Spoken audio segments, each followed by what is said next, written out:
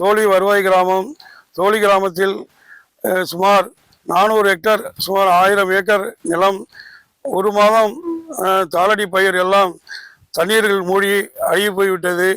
விவசாயிகள் கடும் வேதனைக்கு உள்ளாகி இருக்கிறார்கள். தோழி வடிகால் சுத்தமாக தண்ணீர் வடியவில்லை. தண்ணீர் வடிவதற்குமே எந்த வாய்ப்பும் இல்லை.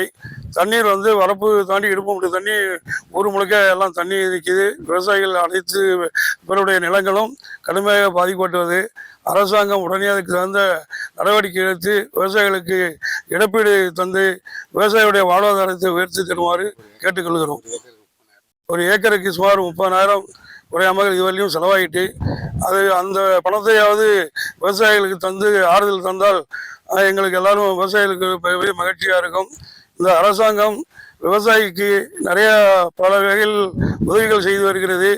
இந்த நேரத்தில் விவசாய வாழ்வாதாரமே சுத்தமாக போய்விட்டது. அதனால் மீண்டும் உயிர் பெற்று வருவதென்றால் அரசாங்கத்தை நம்பிதான் இந்த விவசாயிகள் உள்ளார்கள். அடுத்த கட்டமாக இந்த வடிகால் வடிகிறதுக்கு அனைத்து வடிகாலையும் வாட்டால பண்ணி போய் இப்போ இது செடிகள் பண்ணி சுத்தமாக தண்ணீர் வடிகிறதுக்கு வாய்ப்பும் இல்லை. இதுக்கு மேலே மழை பெய்தால் வீடு வாசலும் இழந்து நிற்கக்கூடிய சூழ்நிலை வந்துடும்.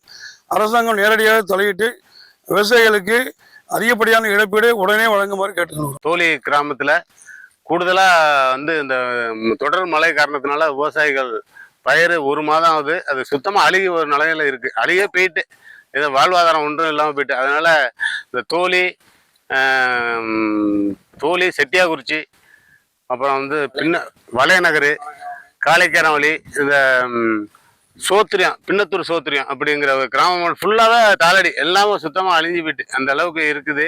அது காரணம் வாட்டால தான் காரணம்.